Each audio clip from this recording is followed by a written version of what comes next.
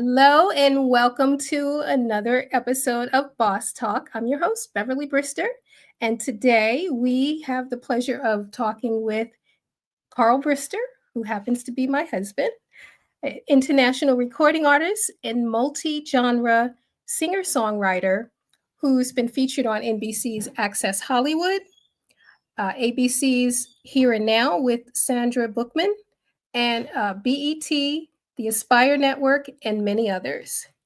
He's going to talk about his latest country single and other projects, and in particular, a nonprofit organization that we have called Music Village, which produces the Love+Unity Fest, which is an annual event that brings diverse communities together through music and the arts.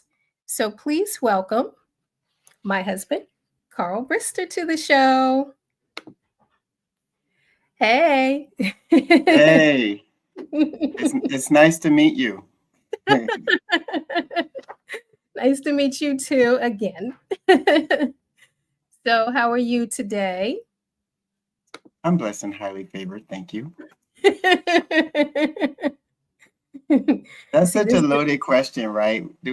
Sometimes we say how are you today, but then you really don't want to know the story, right? Right, right. And when people Yeah. start, it's like, okay, bye. But I'm good. I'm good, and I'm blessed because my beautiful wife is here interviewing me. I mean, on your successful show, I get to be your final guest of the season. It's Christmas. Who What couldn't? more can you Who's ask? not good right now? Right? Yeah. Right. All right. So, um, I'm sure people don't want to hear about all that, right? So anyway, thank you so much for being on the show. Even though you're my husband, I do appreciate it, and I value you being a guest on my show. So thank you so much for that. Okay. Well, you can get my bill. I'll Anyway, send your people. My people will send your people my invoice. well, No, I know seriously, that you no. were, I know that you were, you've always had music as a part of your life, and in particular because of your dad. You know, he was a DJ, uh, DJ Jazzy Kazzy, and he had his own band, Sagittarian Fire. Um, and you've been a part of that's been a part of your life. It's been a part of your background, and just really infused in everything you do, music that is. But how did you know you had the gift of singing? Oh Or when did man. Well, first today is my dad's birthday. It's his heavenly birthday, December 2nd. So you? shout out to my dad, DJ Jazzy Kazzy, the original uh, William Carl Brister the first. Um, and I guess realizing I had the gift. Honestly, it was college. That's when I knew something was special. I was singing a song that I wrote actually, and had taught some other college students in our gospel choir, Mhm. and the place just really went so emotional. So it was the words really touched people's heart, and then when I sang it, um, it moved people in a way that I knew was beyond me. Mm. And I mean, I've been singing all my life. I always loved to sing. Um, but I think that was the first time I realized it was, I was singing with a power that was, um, I didn't, I can't manufacture it. It's something that God gave me. Wow. Wow. That's definitely a gift. And now, when you That's when you started know it's out, a I know, gift. Yeah. yeah, when you started out, I know you were a gospel artist originally, and then you kind of shifted a little bit So why did you shift, or what was it that made you want to shift into other genres? So legend has it that was a gospel artist first, but that's not true. Mm, That is not true. I started out singing R&B and jazz, and I sang jazz and R&B in my first New York show, which was it was a supper club on the West Side, and then my second New York show was B. Smith's. Yeah, I did a few shows, B. Smith's. The first show was with the legendary Vaughn Harper of WBLS. So shout out to him. And another legend actually came in to the show. That was Peebo Bryson. mm. So I know I'm reaching way back. Um, but so I actually started singing R&B and jazz. Now I was Mm, infusing R&B and jazz even back then, and I was always a Christian though.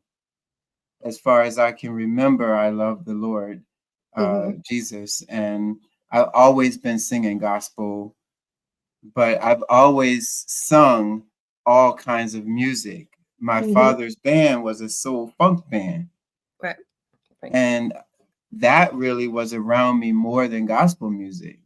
Mm, But I had a great opportunity to record with a Sony Music group called CD Hawkins and Singers. yes. And that was my first more national stage of recordings. And I then went on to record 4 independent gospel albums myself. But all along and in and through that, I was still always singing R&B and gospel. I mean, yeah, gospel and jazz and pop. I'm classically trained, so I also sing opera. So, and I was doing it all this time. So for me, I don't consider myself a gospel artist. I'm an artist who sings many genres, and one of them is gospel. Right, right. And it's because um, back in the day, record stores and even record labels and everything, they have to put you in a category to know how to sell your music. So, unfortunately, you had initially the label of gospel artist, R&B artist. So it's like you were either one or the other. So when it Yeah, comes you to know, shout out to the new generation, the new artists um, that are able to come out and just be who they are. Like Mhm, they're just I'm multi-genre. I'm I'm rock today. I'm hip hop tomorrow, and right. put me where you need to. I'm gonna upload all my stuff to SoundCloud, and y'all figure it out. You know, Right. I like that. I like what that's doing right now, but it was difficult back then because everybody Mhm, wants to put you in a box. And for right. me, as an artist, it limits your creativity. If everything you create has to be one way or one topic or one conversation, Mhm, unless that's who you were created to be. right. So I realized later, I won't say late, but later, Mhm, that who I am is someone who creates in different spaces. And that's where my gift shines the brightest. right. It does. It does. Thank And you. and I appreciate it. And because no one person is, just a single thing. You're multifaceted. Human beings are multifaceted beings. You have different thoughts, you have different ways about you, and different social activities, events, environments affect you, and you could write in one way today and feel totally different tomorrow, and it should be okay. Yeah, it should be allowed, and to be able to express that in whatever style of music you want to call it, but it's just something that is available and that you put out there for every human being. It's not any particular race, creed, color, background. It's music for the masses. And where whatever mood or whatever you're in, it hits you. Whatever, like your country could hit you today, your R&B and your rock can hit you tomorrow, but that's what you put out there. Yeah. I mean, to talk to all the bosses out there, because this is boss talk. Um, it's a decision, and it's a strategic decision that every boss has to make and live with. Mm-hmm. So I have friends who have won Grammys, and they are multi-genre artists at heart, Right. but strategically they accept that it would be easier for them to move and get um, more invites to perform. It'd be easier for people to market them if they just Mhm. choose one lane and commit to it. Right. That's a business decision.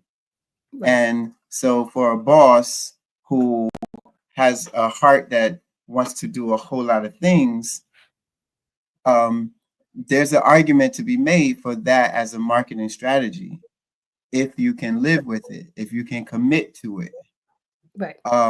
But if you cannot, and you're just, I'm created to do music in all these genres, or I'm created to create products in Mhm. different lanes.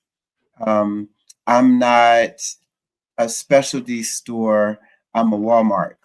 You know, then you got to be who you are, Right. and you have to accept what comes with that, which might come.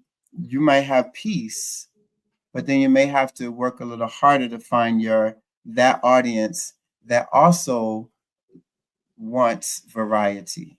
Right. Right. It's like some people some people like to eat just the peas, and then they like to eat just the meat, and then some people like it all together, and you got Right. to find the people that like it all together, and you got to market to them.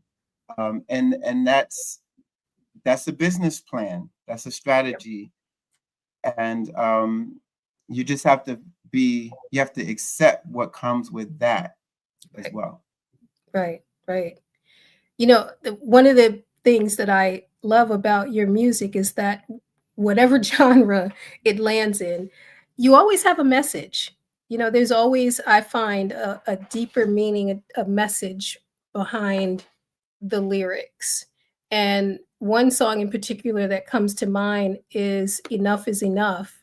And I remember, back in, I, I forgive 2020, me, 2021. right, that when you came out with this, it spoke to the situations that were going on with George Floyd and some of the other police shootings at the time. So, can you talk to us about what was behind the lyrics that you put together for Enough is Enough? Yeah. This song was a heartstring. It was me going to a rally for Black Lives Matter and for justice for George Floyd. And it was me taking my sons and, my wife. We all went. Hmm. And it was me wrestling with being a father and raising my sons in a world that just witnessed a public execution, and this world where people who are elected to office even now supported the police that did that, and a world where my sons may not be safe anymore. So, I mean, me also as an African American man, but I've thought more about my sons. And then our youngest son, Jordan, was chanting with the protesters, "Enough is enough, enough is enough." And I videotaped it. I was so proud of both of them for standing up for their rights, but then it broke my heart that they even had to Mhm. in 2020, 2021. Like, this is ridiculous. And that's how Mhm. the song became a song. To process it, like I couldn't move from the piano. I just couldn't move. Right. And these words came out and I knew they were necessary. So I recorded it actually on Jordan's birthday. It was a gift to him. He came to the studio to watch me record it. Mm. And the rest is history. Right. Yeah. I remember that. And it was so powerful. And, it just made you, if you listen to the lyrics and if you just listen to the way that you sing it, you can hear your heart being poured out, and other people's hearts being poured out who's had to experience some form of injustice, and it just really spoke to the moment. So I appreciate that I, song, being there thank for you. catch us. Thank you. Well, again, for me, that song, there was a conversation that was taking place when there were people that couldn't find the words Right, that right, this song became a way for them to express what they were already feeling but couldn't find the words for. right, Um, right, and to circle back to our bosses out there, um, the products that we create, the services that we provide are they find their place in the market by becoming a solution for things that our people are looking for, uh, to help them either express or say what they need to say or do something they need to do, but just can't find a solution for. So if what you are marketing, what you're creating as a boss can find, um, can can be a solution to something that's out there, then you definitely are off to a great start in terms of what it is you're offering to the public. And I believe that's business management, business uh, studies 101. When you're creating a business plan, what problem am I solving? What solution am I providing so that my what I'm offering can be successful? right, Musically, lyrically, that's not that's not anything that's circling around in my head, but it became exactly that. It became something that people were feeling but couldn't find a way to say. right, right. And I know it was around that time that, or maybe within leading up to this year or so, that you had the idea to create the Love and Unity Fest, which, as Yes. I mentioned at the top of the show, it's a annual event that we put on that brings diverse communities together through music and the arts. So, can you talk about the Love and Unity Fest? Oh, I mean, you just did a great intro. So, um, so this is now we're going into the 10th year of the Love and Unity Fest. Mhm. I started it after the tragic killing of Eric Garner, Philando Castile, Alton Sterling, African American men who were murdered senselessly uh, by law enforcement. And then there was the senseless shootings in the Pulse nightclub for LGBTQ plus, um, and so many other instances. And again, I became concerned about being a dad, raising two young sons in this world, and I wanted to do something. And so now, the one thing I saw when I watched all this on TV was there was no love. There was no love. We weren't looking at one another through eyes of love, and love never fails. So if we could bring love into this conversation of moving forward, of appreciating one another, valuing diversity, I believe that's a winning combination. But Right. how do I do that? So for me, I'm an artist, and when I'm performing, I see people of all backgrounds enjoying the music. It didn't matter.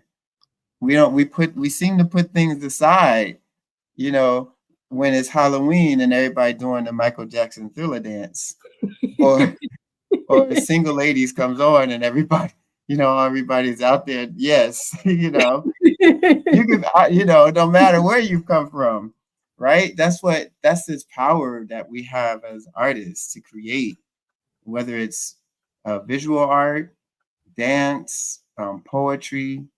Art has always been a part of the conversation of peace. Right. So we brought together artists from all different genres, and now visual artists and dancers and poets, um, writers. And for now, a whole week long, we're having arts programming that speaks to diversity, valuing each other, conflict resolution, all through this Love and Unity initiative that culminates in this fest, the Love and Unity Fest. And I mean, it's bananas every year. It's just a beautiful bringing together the community through the arts. We have a great time, and we have organizations there that people can speak to about getting involved and making a difference. Um, we have workshops throughout the week for students, um, led by many different artists who are speaking about diversity through the workshops and teachings. Um, yeah, panel discussions Right. also for students and for the community. That one was for a conversation across the fence. Right. Hmm. So just crazy stuff. And we have comedy. Right. So we have some It's great fun. comics every year, because comedy has been definitely a way that we've all been able to laugh through the pain. Um, and Hmm. so this is it's become this beautiful, beautiful Yes. initiative. Yeah. Yeah, dancing, that's Love in Motion. We have Mhm. a international night of cultural dance led by Alvin Ailey's own Freddie Moore. So yeah, and then we have the community. These are my kids here. We have high school students and we had elementary students throughout the community come together and sing songs in different languages. And these little kids here, they came to, as Beyonce would say, slay, right? They came to slay. You couldn't tell them that they was not the stars of that show, and they were going to sing as loud as the high school kids. Right. Yeah. It's a proud moment. And we have jazz. This is Dale Cottrell, um, New Jersey's finest, one of New Jersey's finest jazz artists. Shout out to Lynette Sheard, who's also graced the stage and been Absolutely. a member of of Music Village. And we also give out scholarships. Hmm. Um, we give out 5 scholarships this year to rising artists who are graduating and pursuing their art in college. And these were throughout New Jersey, from South Jersey, West Orange, beyond Montclair. So yeah, and they all performed or shared their art at the fest. And it was also supported by the Black Information Network. That was Vanessa Tyler there. Right. We have the step teams performing from West Orange. So yeah, it's a great initiative. Right. And we have plenty of vendors. yeah, vendors, right? Shout out to the businesses that support the Love and Unity Initiative and Music Village. A And beautiful, beautiful time. yeah. Yep. Absolutely. And we're a nonprofit organization, and so we people always ask me, how do you do this? Like, Carl, how do you do this? And of course, God provides, but we also survive off of the gracious and generous donations of individual donors, small businesses, corporate sponsorships, and grants. So Essex County has been consistently a grant supporter through the arts, and many. And right now we're about to launch our first partnership program where people can actually partner with us monthly and provide a way for us to continue to do this work. We do not get funding from West Orange community, where we are the town council or government. We're not funded through the municipal powers that be here. We have to raise the money and operate, as every other nonprofit perhaps does. We're grateful for their support with police presence at our events and the support of utilizing their billboards to hang our signs, but we do not receive financial support from the township. So we're reaching out to everyone that wants to see the arts continued in a way that students get a chance to see the power of it and what they can do with it in the community. That we can continue to support young students that want to go to college with financial support, and for us to continue the programming that enriches our community. We'd be honored and blessed to receive your support as a partner of Music Village, a friend to this campaign, this initiative that we're doing now for 10 years, which I'm so proud and I'm so thankful to you. I'm going to just be hubby for a minute, babe, and say thank you for everything that you do, because this is a work. Yeah. And it's a team. Yeah. And village, a team and village effort, definitely. It's the village. We have a great board that is there and have been there since 2019. Right. Those board members, past and present. So we're looking for everybody out there that loves the arts, loves to see young people thrive, that want to pursue the arts and care about the community coming together, putting away the hate and all of that that's happening out here now, and finding our path towards a center that's grounded in love. Right. That's what this is about, love and unity. Absolutely. Yes. So I'm going to switch gears a little bit, and now let's talk about some of your music and your projects. I know right now you have a Christmas single out. Yeah. Yeah, it's Christmas. It's my favorite holiday. Enjoy it for the season, we'll keep you filled. Let's go. Hang on. all the mistletoe. We're here to let you know that Christmas time has come around. No, yeah. As we gather around the tree, can't forget how Christ would bring joy to the world. Yeah. To be alright. No, what is Cause it? it's Christmas. Tell it, everybody. It's Christmas. Tell it, everybody. Don't you know it's Christmas time? It's Christmas. Tell it, everybody. It's Christmas. Tell it, everybody. Don't you know it's Christmas time? Yeah, that's right. That's what it is. Hurt. Okay, Mariah, I'm sorry. I think this was my favorite here. Mm. But Yeah. It's Christmas. Yeah, my shout out Magosi. Christmas.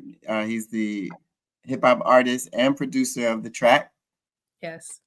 Yeah, that came together really, really like out of the blue. Like, I got a track. It's a Christmas song. I know it's close to Christmas. Can you write something? And I'm like, okay, let me do what I gotta do. And it's crazy because there was so much stuff going on Mhm. in the background.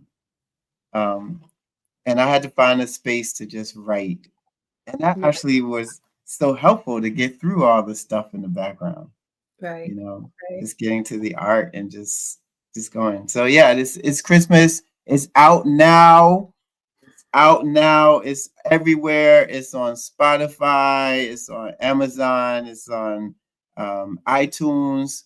Wherever music is streamed, it's there. You can find it. Shout out to Donny Hathaway, because that "Hang All the Mistletoe" was a throw to his Mhm. song as well.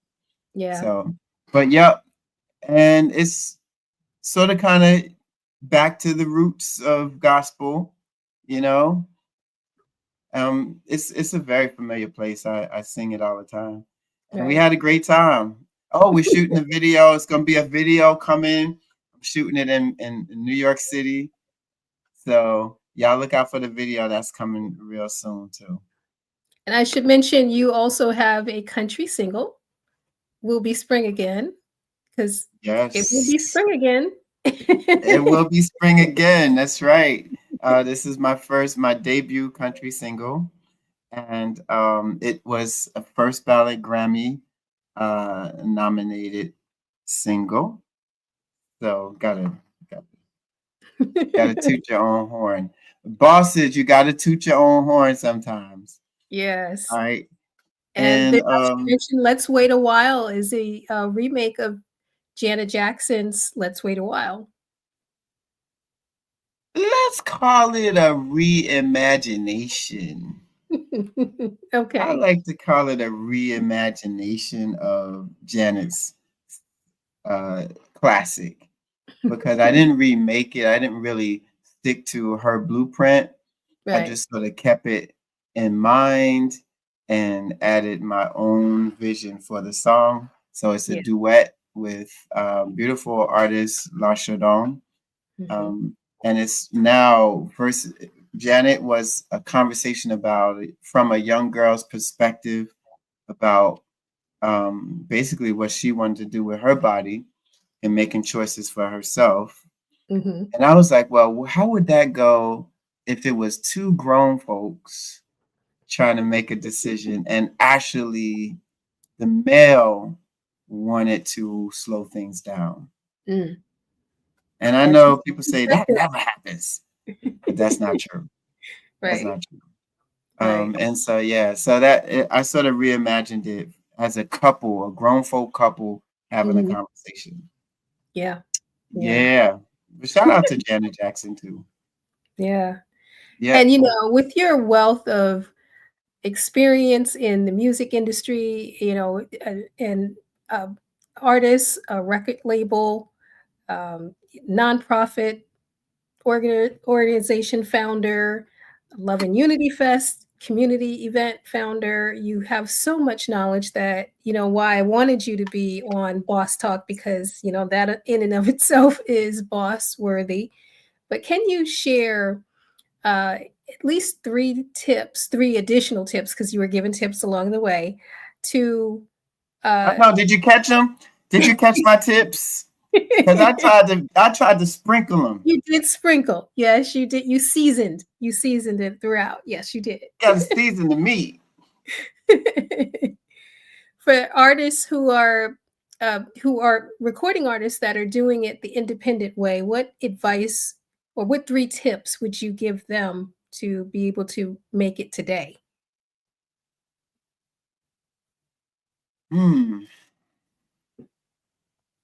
See, the difference is that the industry now has shifted. Mhm. So, in fact, the major labels have lost some ground because most people have figured out that it's better to own it yourself so that you can control your own narrative. Right. And there's not a lot of people or hands in the pot to take their piece before you get half a slice. And I think that artists that are coming through now, they have so many ways to get their music out that they've realized that I really don't have to have a label in order to have success. So I think they figured out the path for them. But what I would say as a boss tip to anybody, actually, to all the bosses out there, because you a boss, and I'm just messing around. I think the first thing that I've learned, this all I can say is what I've learned. I'm not an expert. I'm still figuring it out.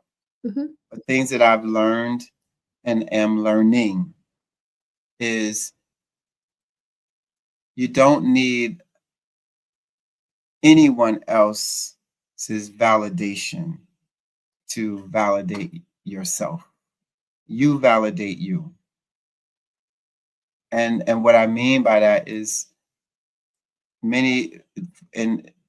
for a long time, it took being on a label to make the artist feel as if they were now official or they are somebody now. I would say be your own validation. Know that what you have is special, what you have is unique, and no one else can be a better version of you. And go with that. And you won't be sort of kind of led around circles and circles feeling inferior to others because you're waiting for them to their stamp of approval. No, as I've been told many times, know your own worth. So I would say that would be the one tip is know your own worth and validate yourself. Number two, forgive yourself for mistakes that you make along the way. That's been a big one for me. When you're an independent artist and when you're an entrepreneur, you often feel like every decision is urgent to the point that if you make a mistake, you've sort of messed it up for like your whole career. Right.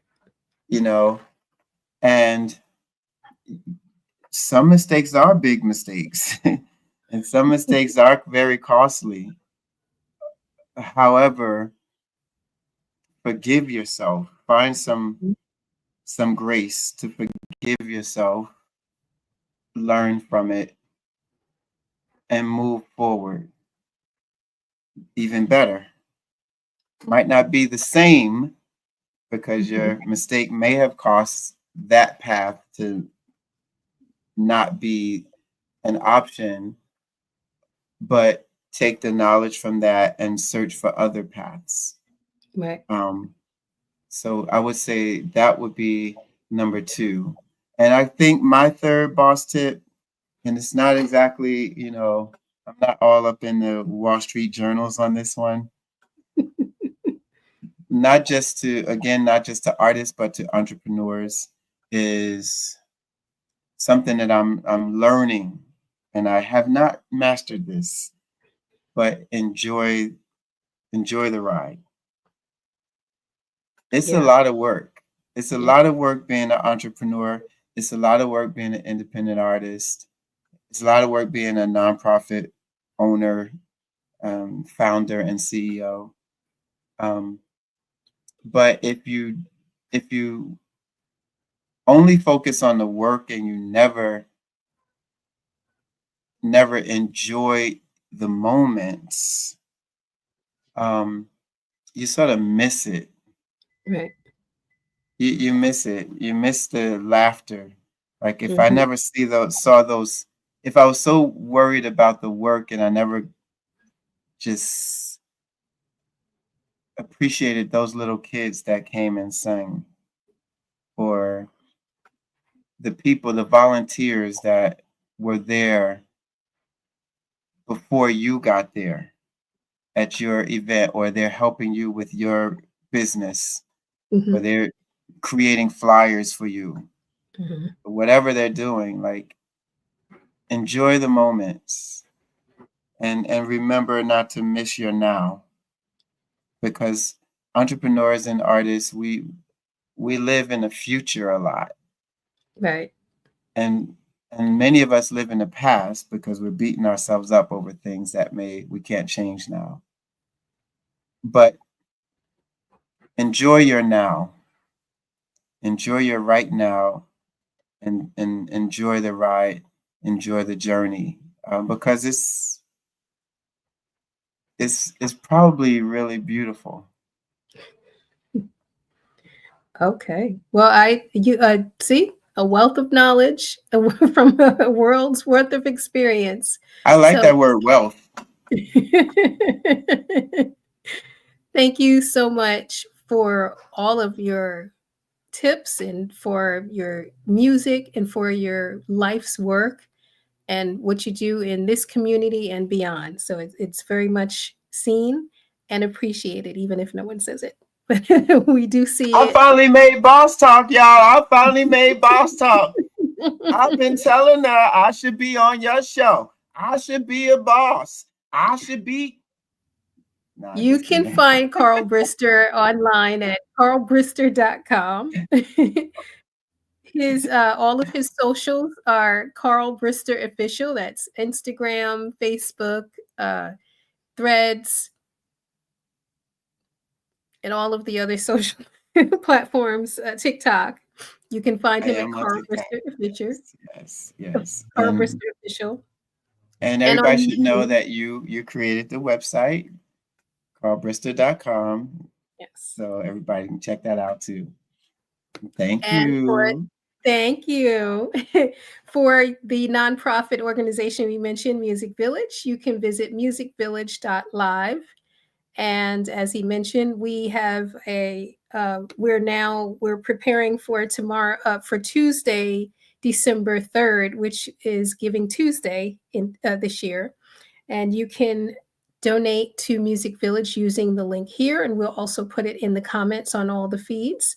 But your contribution will be not only greatly appreciated, but it will go directly towards the events and the programming that we offer through Music Village, also to the scholarships that we give out. We gave out 5 this past May. We are hoping to closely double that if we can, depending on you know, how we see the donations come in, but you contribute to the bottom line of helping others through this organization, Music Village. So, and thank you, Carl. Thank you for everything and all that you do. And again, you can find his music available on all the streaming platforms, wherever you get your music. You just do a search for Carl Brister, and you'll find his latest Christmas single and all the other singles from his whole catalog. So thank you again for being a part of the show. Thank you. Merry Christmas, everybody.